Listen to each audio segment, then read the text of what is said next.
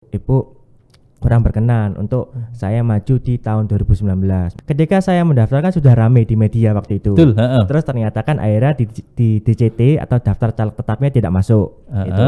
Setelah itu akhirnya kan sampai pemilihan. Nah pada saat coblosan itu Di TPS itu, ya? Di TPS itu ada banyak itu ya nggak cuma 1-20-an warga. Jadi banyak itu, ya, banyak warga yang iya banyak warga itu yang mikir itu saya ini nyalek gitu. Jadi sampai di TPS itu agak lama tuh buka surat suara tuh nyariin nama saya.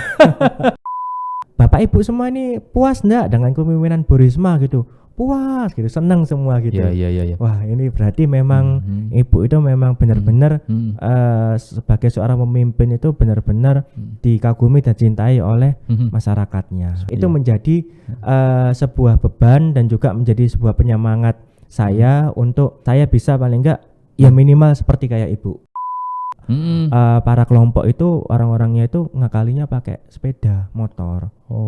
Nah, berarti beli di sepeda motor? Iya. Terus ditap ketika saya memang diamanahin terpilih oleh masyarakat sebagai anggota DPR dari Jawa Timur, itu adalah bagaimana bisa memberikan bantuan ini kayak tempat SPBU untuk para kelompok-kelompok nelayan yang ada di kota Surabaya.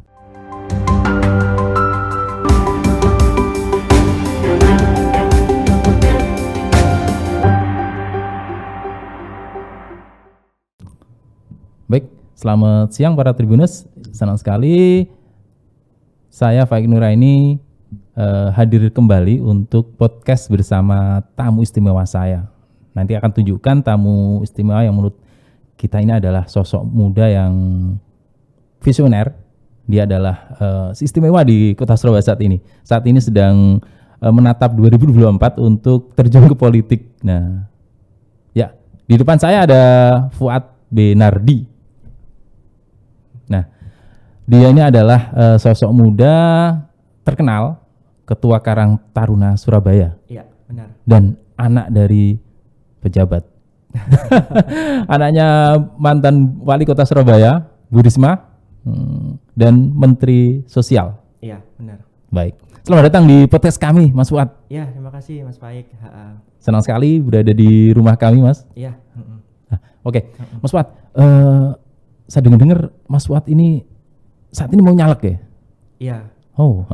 Iya, nanti insya Allah untuk yang di 2024 nanti saya memang dapat penugasan dari partai PDI Perjuangan untuk maju di tingkat provinsi atau tingkat 1 ya. Itu. Jadi DPRD Jatim. Iya. Di Indrapura berarti. Iya, Indrapura. Oke. Nah, itu. Ini berarti tapi sudah lama mempersiapkan diri untuk pileg ini ya, untuk jadi caleg gini. Jadi kabar-kabar kemarin waktu 2019 itu sudah mau nyalek juga kayaknya. Iya, jadi sebenarnya memang di tahun 2019 itu memang sempat mau maju karena memang pada waktu itu berangkat dari banyak permintaan dari masyarakat, dari teman-teman tim relawan itu yang minta untuk maju di 2019 pileg karena memang ya kalau menurut dari versinya masyarakat terus dari teman-teman relawan yang membantu Ibu di 2 periode 2010 dan 2015 itu istilahnya saya tidak menjadi pejabat saja itu sudah seringkali turun dan membantu banyak masyarakat gitu. Baik, ya. Akhirnya memang di 2019 waktu itu diminta untuk maju. Nah, kemudian sekarang 2024 sekarang ini berarti keinginan atau itu muncul lagi atau keinginan atau lebih tepatnya yang mendorong untuk maju makin kuat lagi. Iya, jadi memang selain dari masyarakat, dari teman-teman relawan juga kebetulan memang dari partai karena memang saya sudah terdaftar sebagai KTA PDI Perjuangan itu dari 2018 itu berdasarkan nomor KTA-nya. Nah, itu meminta saya untuk ini maju untuk di tingkat 1 atau provinsi. Oke. Gitu. Ini karena memang banyak yang menginginkan, banyak mendorong ya. Itu sebagai selain karena memang sosok Mas Fuad yang sudah dikenal, Mm-mm. juga karena sekarang Ketua Karang Taruna Surabaya. Iya, jadi Oh. sekarang saat ini saya menjabat sebagai Ketua Karang Taruna Kota Surabaya periode 2019-2024. Kemudian selain itu juga kemarin juga baru mendapatkan amanah dari Ketua DPC PDI Surabaya itu untuk menjadi Ketua BMI atau Banteng Muda Indonesia yang merupakan organisasi sayap dari PDI Perjuangan. Oh, gitu. Wah, baru saja kemarin itu ya? Iya, baru kemarin diberikan SK dan dilantik oleh DPD juga itu. Oke. PLH Pak Kanang. Selamat ya. Iya. Nah, artinya berarti 2024 besok ya. Ini memang sudah selain sudah niat, memang modalnya sudah merasa yakin. Iya, kalau saya sih berangkatnya memang karena memang berangkat dari permintaan dari teman-teman. Jadi ketika 2019 itu relawan, kemudian Karang Taruna, masyarakat itu juga teman-teman Karang Taruna juga banyak yang meminta karena teman-teman Karang Taruna itu juga pingin paling enggak ada perwakilan atau kader Karang Taruna di legislatif, karena dalam artian kita untuk bisa mewakili kepemudaan terutama Karang Taruna di legislatif lah. Wah, gitu. Artinya memang saya pikir Mas Fuad tidak hanya punya modalnya sudah cukup, kapasitas berarti sudah ada, pengaman organisasi juga sudah oke ya. Selain di Karang Taruna di mana sekarang? Selain di Karang Taruna memang saya juga ada di kemarin di Badan Pengurus Pusatnya HIPMI. Memang ini nanti insya Allah masuk yang di Banomnya. Baik. Kemudian setelah itu ada juga di Wakil Sekretaris Karang Taruna Nasional. Terus selain itu juga saya itu juga diminta amanah untuk ngisi di wakil ketuanya itu IPSM. Jadi IPSM itu apa?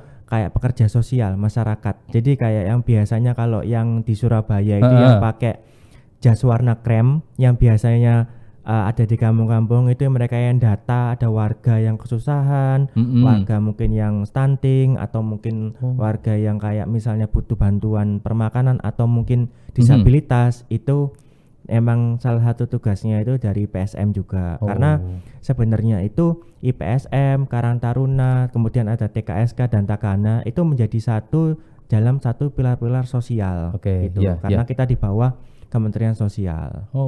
Iya. Nah, kalau kemarin sekarang ingin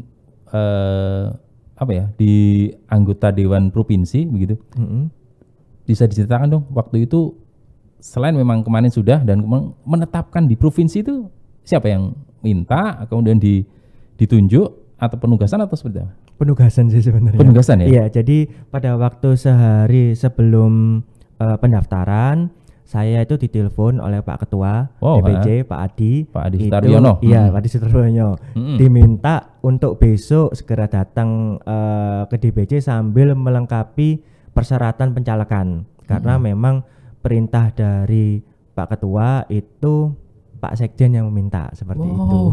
Jadi Pak Sekjen DPP PDIP Perjuangan Pak Hasto, itu meminta agar Mas Fuad ayo gabung di PDIP nyalek di provinsi begitu ya? Iya, jadi untuk penugasannya untuk pencalekannya di tingkat 1 atau provinsi. Jadi Pak Hasto melalui Pak Adi, Ketua DPC PDIP Surabaya, memberitahukan kepada Mas Fuad diminta untuk penugasan di provinsi. Iya. Nah, kalau provinsi sama kota sebenarnya ya apapun harus lebih senang mana sih sebenarnya?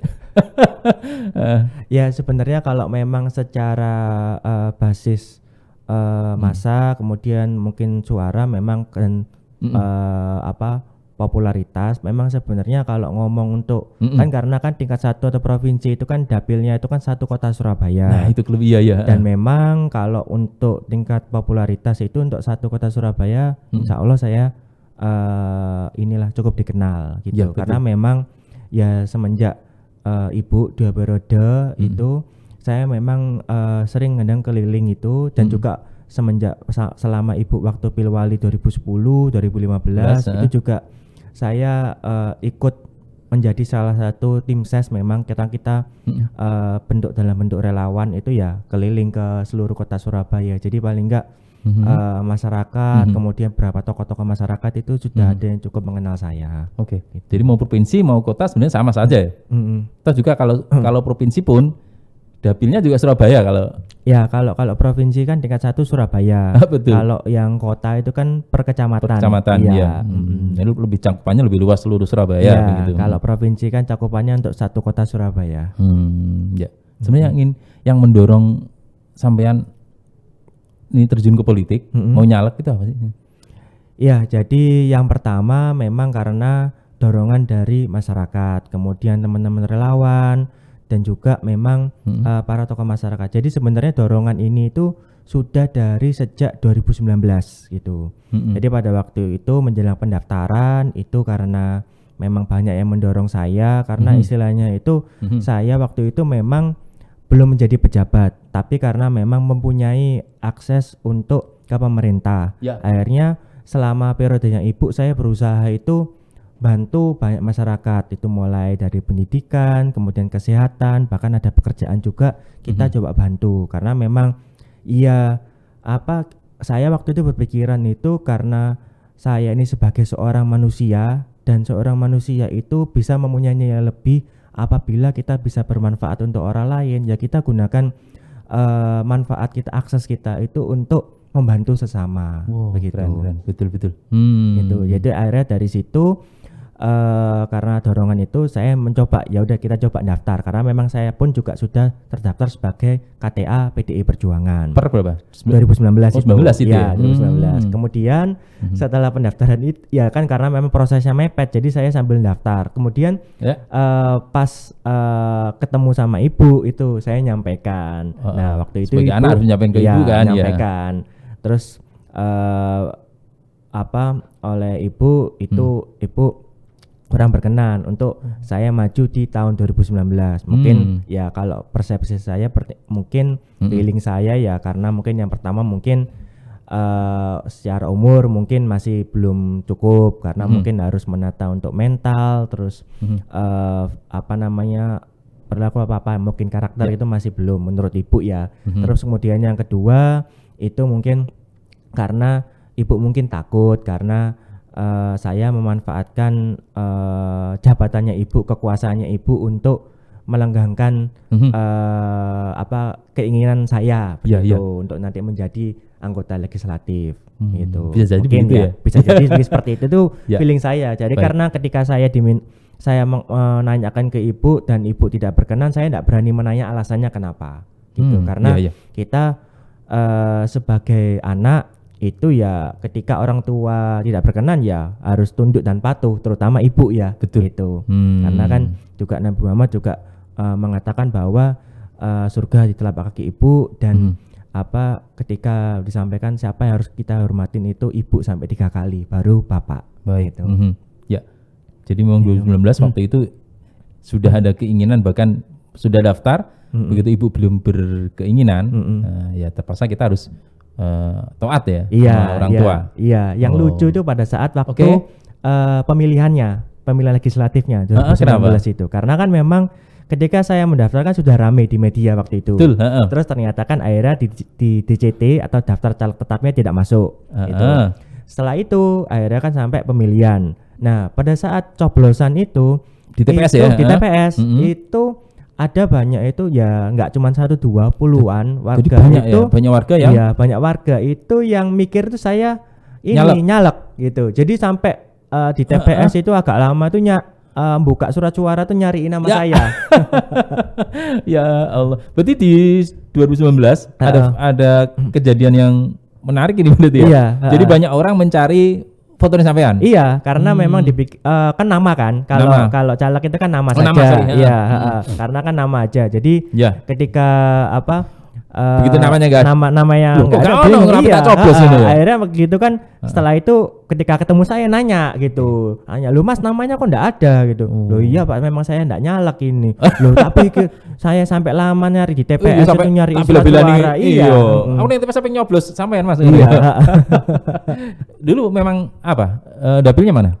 Dulu itu rencana memang dapil 1 untuk provinsi. Enggak, kalau yang kota, yang Surabaya. Apanya? Dulu yang waktu mau mendaftar 2019 kan? Iya, sudah. dapil 1 provinsi, kota. Jadi waktu itu kan memang yang dari 2019 kan sudah berubah dibanding 2014 dulu kan.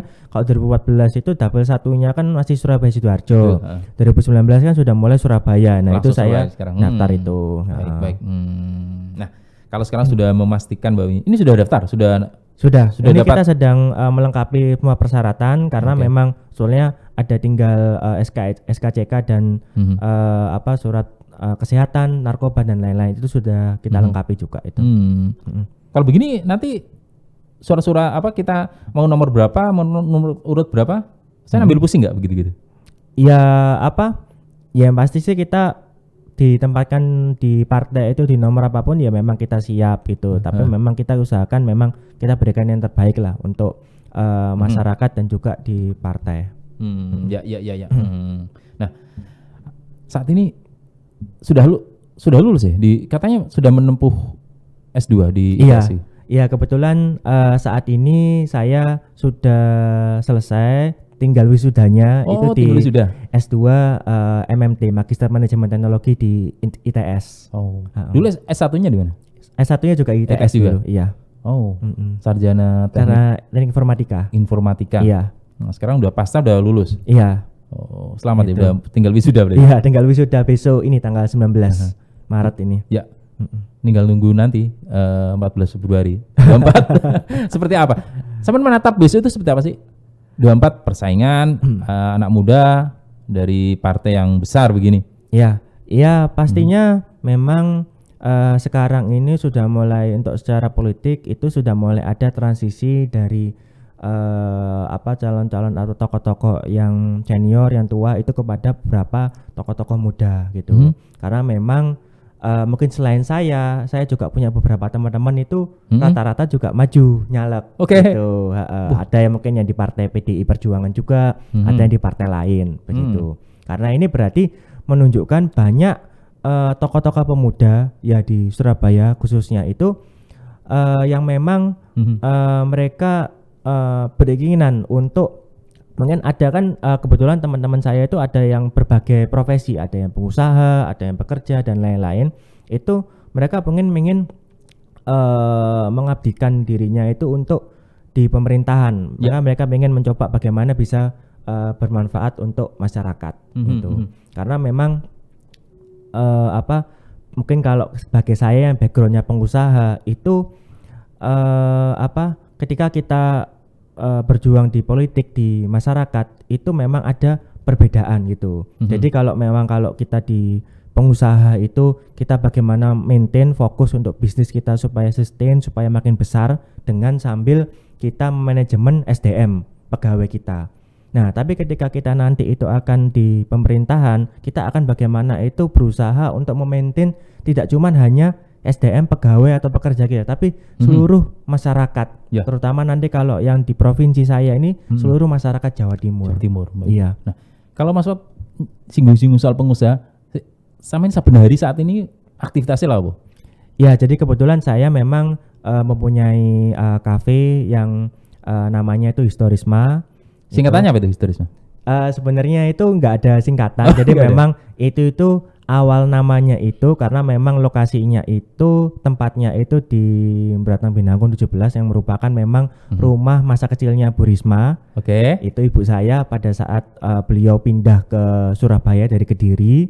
Itu di situ karena memang lokasinya itu strategis. Jadi selain saya buat kantor itu saya juga buat kafe karena di situ nanti insya Allah nanti minggu depan kita akan reopening di mana di situ nanti di dalamnya itu di dalam rumahnya itu kafenya itu kita juga akan memuat beberapa foto-foto atau kayak figurnya ibu waktu zaman dulu maupun yang saat ini. Iya. Jadi pemilik kafe Historisma. Iya.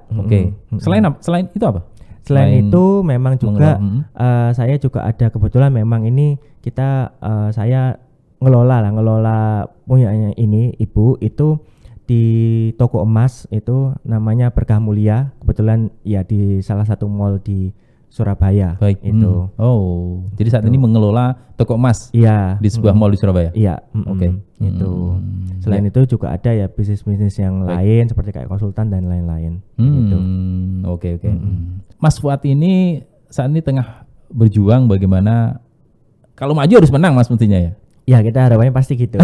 Iya. Nah, Bukan seyakin untuk apa menang, ya? untuk paling enggak bisa mendapat kepercayaan masyarakat Surabaya mewakili di tingkat provinsi. Gitu. Kalau mau nyalek di provinsi di DPRD Indrapura begini, kira-kira berapa?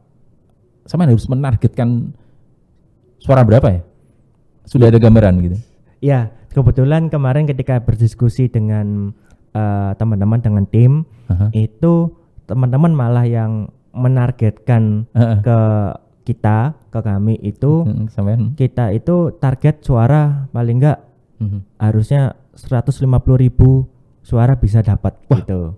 Ya itu namanya juga target ya. Target betul. Iya. Maksimal karena ini memang melihat dari background modal sosial, kemudian secara popularitas itu juga memang sudah lumayan gitu. Ya jadi memang ya namanya juga kita target ya itu ya. Ya kita berusaha karena kan kalau kita bergerak itu tanpa ada target ya kita juga akan bergeraknya nggak maksimal. Betul. Tapi kalau ada target kan otomatis kan kita bisa terus terpacu untuk terus bergerak begitu. 150.000 suara ya. Karena kan bagaimana kalau di politik terutama di kampanye itu bagaimana kita terus datang ketemu menyapa masyarakat gitu. Setiap kita ada undangan kita harus usahakan hadir, kita ketemu dengan masyarakat, kemudian kita menyapa, menampung segala keluhan, permasalahan. Karena kalau biasanya ini Mas ya, seringnya ya, bukan biasanya seringnya. Ya, setiap kalau saya kayak berkunjung ketemu masyarakat, ketemu pemuda, itu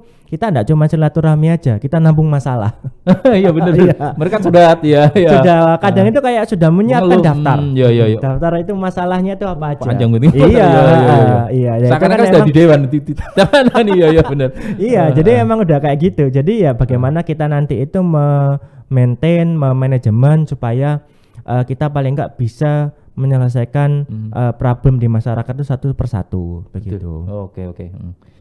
Jadi kalau target minimal jadi itu berapa kalau Dewan Jatim? Kalau berdasarkan yang tahun 2019 itu yang kursi terakhir itu kan Bu Agustin itu kalau nggak salah sekitar 16-17 ribu. Oh, jadi 20.000, 17 sama 20.000? 20.000 itu. Bisa jadi ya? Iya. Kalau 150 baru 6 kali lipat. Ya itu kan namanya kita juga berbicara target ya Mas ya. Baik. Tapi kan nanti ketika karena itu untuk yang memacu kita untuk terus bergerak. Betul. Amin, mudah-mudahan jadi. Iya, amin.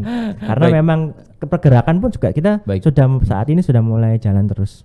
Kan terus bergerak, terus menemui masyarakat. Iya, karena kan harus memperkenalkan karena kan mungkin memang masih banyak yang belum kenal saya, ada berapa yang belum kenal saya, yaitu memang tugas saya itu memang harus terus turun ke masyarakat. Turun ini nunggu apa sampean? Kalau turun nunggu momen apa sampean? Oh enggak ada, biasanya kadang sering ada kayak undangan, terus kemudian ketemu dengan tokoh-tokoh masyarakatnya itu. Oh gitu. Mereka yang memang ayo kesini gitu. Iya, kalau kan kita juga kalau misalnya datang juga tanpa misalnya persetujuan dari para tokoh masyarakat atau ada undangan juga nggak bisa ini juga nggak bisa ketemu. Iya. Oke. Jadi sekarang tiap momen apapun, tiap kesempatan, begitu ada undangan, pasti sampean akan datang. Iya, insya Allah. Ya. Pokoknya selama kadang itu nggak tubrukan. Ya. Gitu. Jadi warga Surabaya yang pengen dihadirkan Mas Fuad, undang aja Mas Fuad. Kalau ngundang apa yang disampaikan begitu? Macam-macam. Jadi kita nyampaikan ada program-program yang bisa kita tawarkan. Kemudian ya yang pasti sih kadang lebih kepada interaksi ya Mas. Jadi kalau memang ada permasalahan apa kita coba tampung, atau kalau misalnya kita bisa langsung selesaikan bisa langsung kita selesaikan. Tapi kalau memang tidak bisa kita tampung, yang nantinya kita usahakan untuk selesaikan lah. Karena kan nanti kebetulan kan memang di PDI Perjuangan karena memang kita itu 3 pilar ya, dari eksekutif, legislatifnya dan partai juga menyatu. Jadi kan untuk koordinasi terkait permasalahan masyarakat di Kota Surabaya ini efektif lebih mudah gitu kan. Baik ya. Nah, oke. Mas Fuad, waktu terus berjalan ya. Iya. Februari 14 Februari 2024. Praktis setahun kurang ya. Nah, Iya, setahun kurang nih. caleg saat ini kan fenomenanya anak-anak muda. Hmm. Banyak tadi disinggung, sampean singgung juga. Kayaknya caleg-caleg tua kayaknya harus siap-siap bersaing dengan ketenaran anak muda ini. Apalagi sosmed, digital ini kan Iya. jagonya anak-anak muda. Iya, Nah, iya. Bagaimana sampean menatap peta persaingan Indrapura terutama ya di DPRD Jatim? Mm-mm. Baik antar caleg, antar caleg sesama partai Sesama dan ya, partai dan ataupun partai di lain. lintas partai begitu. Iya. Jadi memang kalau untuk yang di partai lain, Mas, itu saya masih belum tahu kira-kira untuk komposisi calegnya itu siapa saja kalau ngomong untuk di tingkat 1 atau provinsi gitu. Saya memang setahu saya ya Mas ya, sampai saat ini satu-satunya partai yang memang sudah siap untuk memanaskan mesin dan mulai pergerakan itu ya hanya PDI Perjuangan. Wow, iya. Gitu. Karena memang kita sudah diminta untuk mengisi waktu itu pendaftaran pencalekan itu di tahun lalu di bulan-bulan Oktober atau November itu. Tahun lalu berarti dini ya? Iya, sudah ya? sangat dini Iya, itu. betul. Sangat siap Di gitu situ, ya. dan sekarang pun sudah mulai rangkaian kegiatan, rangkaian mulai sosialisasinya itu juga sudah mulai jalan PDI Perjuangan. Jadi kalau berbicara kira-kira nanti untuk kira-kira dari partai lain siapa saja, saya jujur masih belum tahu. Baik, nanti iya. itu. Kalau internal? Kalau di internal ya memang sudah ada beberapa yang pastikan dari para incumbent yang saat ini itu akan maju kembali. Itu kemudian ada satu incumbent itu kemarin sih mendaftarnya ke kota, jadi turun bukan Iya. di provinsi begitu. Itu. Kalau sekarang itu di DPRD Jatim yang incumbent siapa? Agatha. Yang incumbent itu Mbak Agatha, terus Mbak Bang Agatha, Yordan, terus sama Mbak Agustin Poliana, Titin. Ya Mbak Titin. Iya, Yang dulu Titin. di kota. Dulu di kota. Jadi iya. hanya yang dari kota, yang dari Surabaya tadi Mbak Agatha. Mbak Agatha, Bang Yordan, Oh iya, terus Bang sama Yordan. Mbak Agustin Agustin. Poliana Titin. Oh. Iya. Itu sebelumnya Pak Armuji ya yang Ya, jadi kemudian di Pak Armuji yang terpilih, kemudian setelah beliau maju di wakil Pilwali, wali kota Pilwali itu digantikan. digantikan oleh Bang Yordan. Betul. Begitu. Jadi 3 ya. Iya, 3 dari total 8 kursi ya. Betul. Besok sama termasuk yang harus menambah 4 nih kayaknya. Iya, jadi memang hasil dari salah satu lembaga survei Oke. itu kemarin itu ketika dipaparkan oleh waktu acara itu di DPD itu memang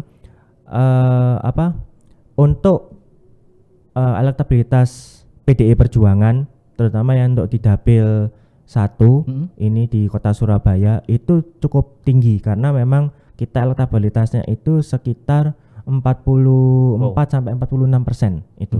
Segitu. Sementara di bawahnya? Apanya? Di bawahnya Di bawahnya berdekatan atau masih?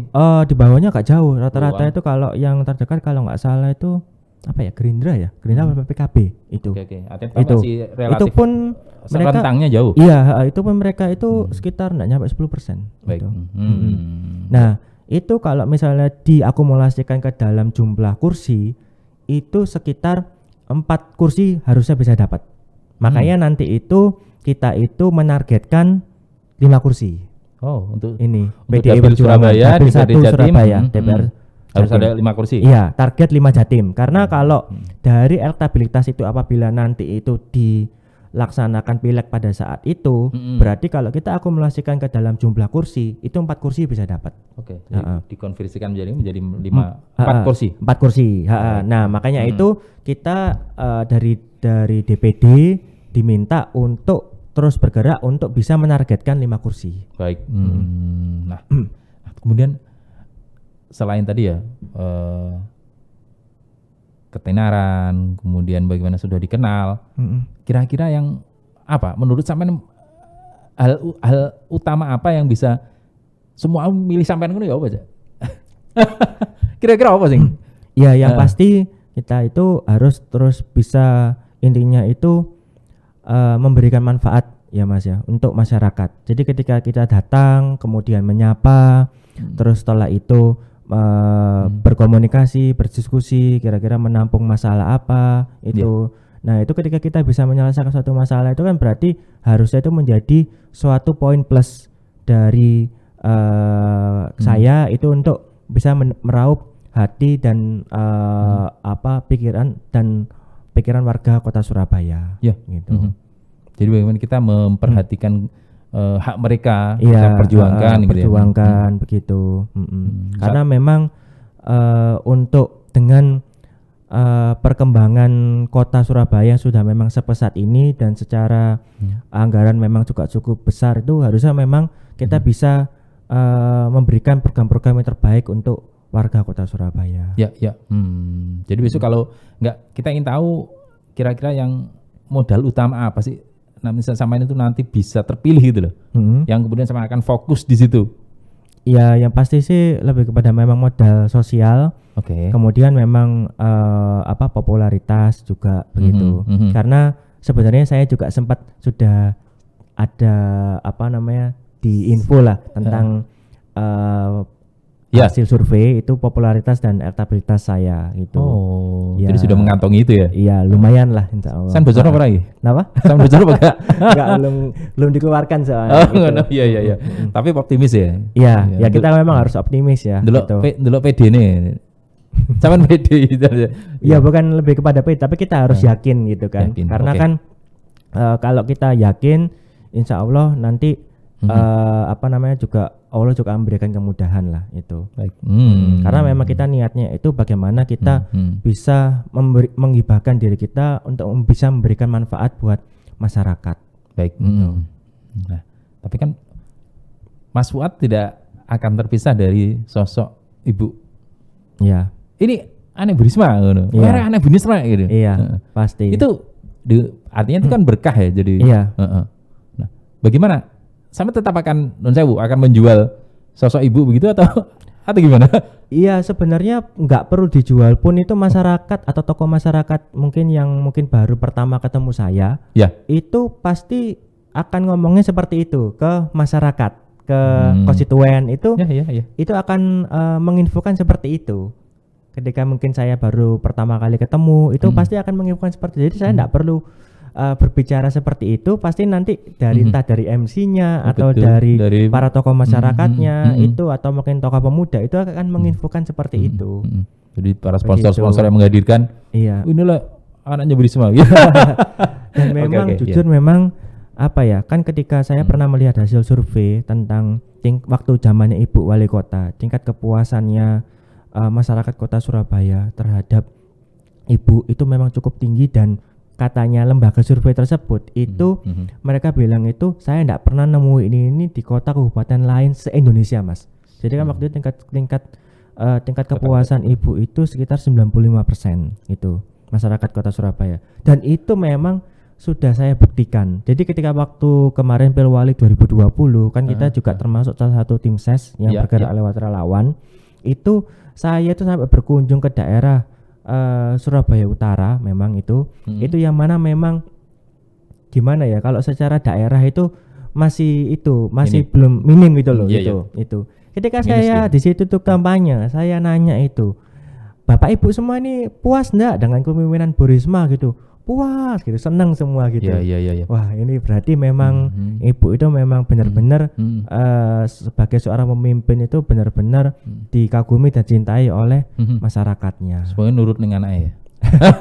Ya amin. Makanya itu kan memang itu menjadi sebuah beban dan juga menjadi sebuah penyemangat saya untuk supaya paling enggak kita bisa saya bisa paling enggak ya minimal seperti kayak Ibu. Itu kenapa bisa lebih bagus. Kenapa enggak wingi-wingi sampean apanya nyaleke ning politik pada saat Ibu masih lah ini tadi kan karena memang tidak diperkenalkan oleh Ibu gitu. Di yang lain mereka pada pas saat orang tua sudah posisi misalnya posisi terbaik gitu mereka genjot malah Mas Fuad jangan genjot dulu malah ya pastinya karena kalau memang orang tua saya juga ndak mengendaki itu saya juga ndak mau Mas itu, jadi juga nggak berani. Bahkan kemarin ini persiapan pendaftaran pencalekan ini saya juga mendapat dukungan dari istri. gitu. Oke. Kebetulan saya waktu itu ketika Sampai waktu mau daftar iki matur ibu apa enggak? ya matur ibu Matur pasti kan, ya. karena kan memang dari Maturnya sudah sebelum- lama atau mendekati hari-hari ya, Bu? udah agak lama memang. Oh, berarti itu. udah diskusi, Jadi memang sudah saling, ya. diskusi diminta juga sama ya tetap sama kayak 2019 diminta oleh para tokoh masyarakat teman-teman untuk maju kembali. Terus habis itu Ya.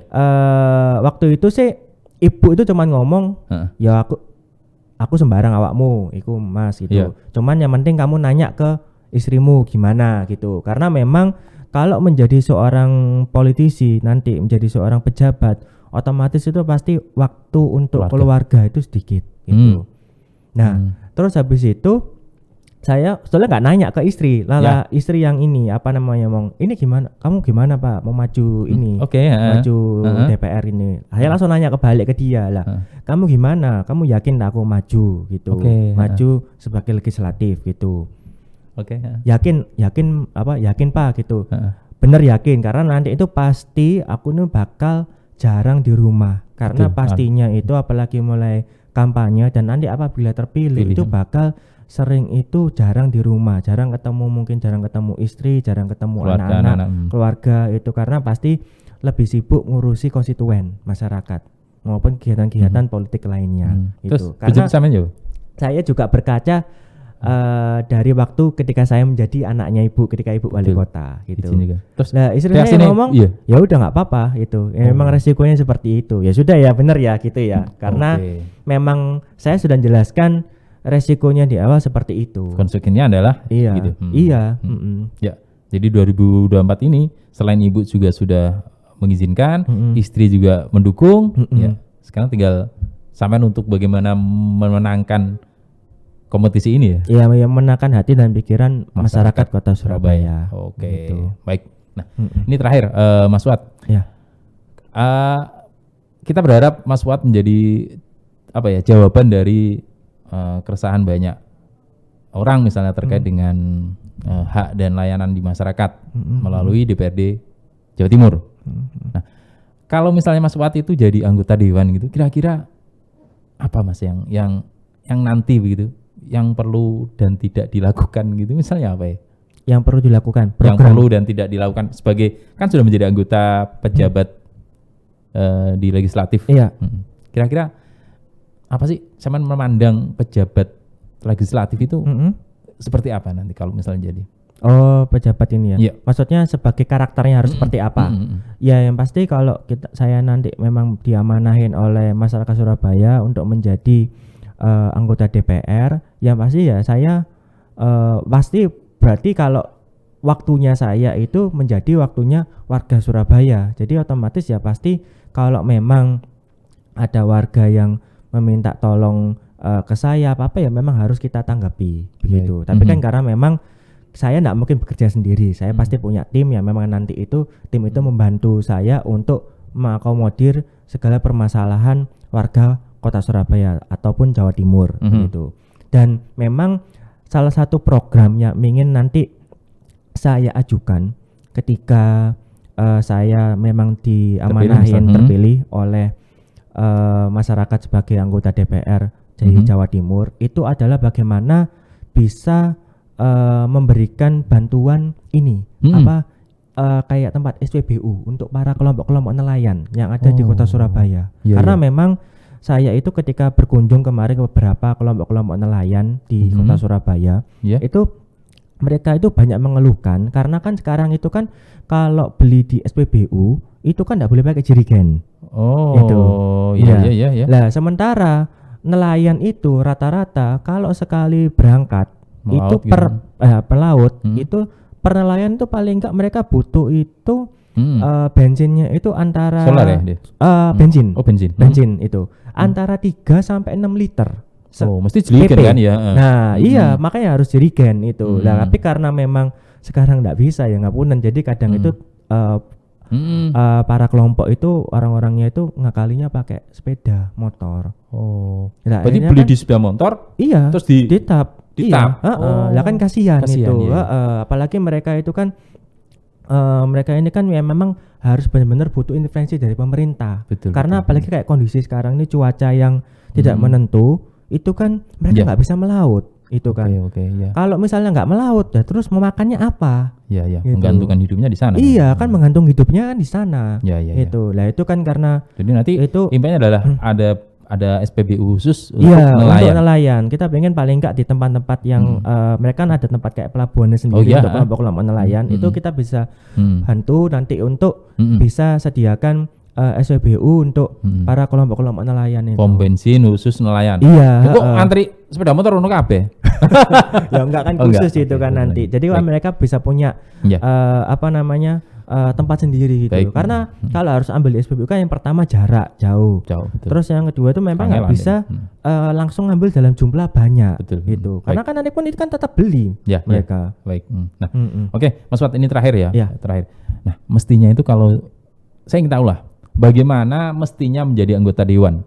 Begitu kan godaan, kemudian saat-saat seperti ini, ya, Mm-mm. bagaimana mestinya menjadi anggota itu harus mestinya idealnya bagaimana sih? Ya Menurut idealnya itu kita itu tetap sederhana, low profile, selalu mendengar. Apalagi kita menjadi anggota ini ya pejabat. Itu intinya itu kita harus selalu mendengar. Jadi ketika kita bertemu masyarakat konstituen itu kita harus tahu kira-kira mereka itu ada permasalahan apa. Ibaratnya itu kita itu kayak bagian penampungi curhatannya masyarakat. Oke, Gitu. Itu karena nanti curhatannya macam-macam Mas, ada yang curhatan yo sambil ngamuk iku yo ono sing sambil nangis-nangis itu juga ada gitu. Ya. Gitu. Ya itu memang tugas sebagai pejabat terutama anggota DPR itu kita harus menampung segala aspirasi masyarakat. Nah itu nanti akan kita telurkan sebagai program-program ya, termasuk ya ada dalam Jasmas dan program-program pemerintah lain. Kita usulkan ke program pemerintah, terutama nanti kalau di tingkat 1 ke provinsi itu untuk supaya jadi program yang memang tepat sasaran ke masyarakat gitu. Terus yang pasti juga kita juga harus menghindari perilaku yang kayak show off gitu ya, atau suka gaya gitu, karena memang iya kalau menjadi seorang pejabat itu kan otomatis kan semua memandang itu. Dan memang saya itu ya sudah punya pengalaman lah ketika menjadi anaknya wali kota Pejabat, gitu ya. waktu Bu Risma itu kalau sekarang kan masih pejabat memang kan, Bu Risma masih menteri. Waktu menjadi wali kota di mana semua orang itu kan ya memandang ya kita tetap ya harus low profile, maksudnya ya harus biasa gitu. Jadi karena memang di situ tuh waktu itu saya berpikiran saya membawa itu tidak hanya nama saya sendiri tapi bagaimana tentang nama orang tua terutama ibu saya. Oke. Gitu. Itu yakin. Begitu jadi nanti mobil-mobil ganti, enggak? Biasa begitu kecenderungannya. Kalau mobil apa kan tergantung nanti kebutuhan Mas. Saya juga nggak bisa ini kan, kalau misalnya sudah lebih mungkin dari 5 tahun atau bahkan mungkin 10 tahun masa ya nggak ganti. Baik. Soalnya daripada servisnya banyak kan tetap Baik. harus ini ganti. Cuma kan memang disesuaikan gitu. Oke Mas Wat, senang sekali sudah bisa bersama kami, bersama para tim BUNUS. Ya, beginilah. Mudah-mudahan Mas Wat sukses ya untuk di DPRD Jawa Timur. Iya, amin. Terima kasih banyak Mas. Oke, sampai ketemu lagi di podcast berikutnya, Mas Wat. Amin. Ya. Sukses Terima kasih selalu. sama-sama Makasih. Mas Aik. Ya. Yuk. Siap.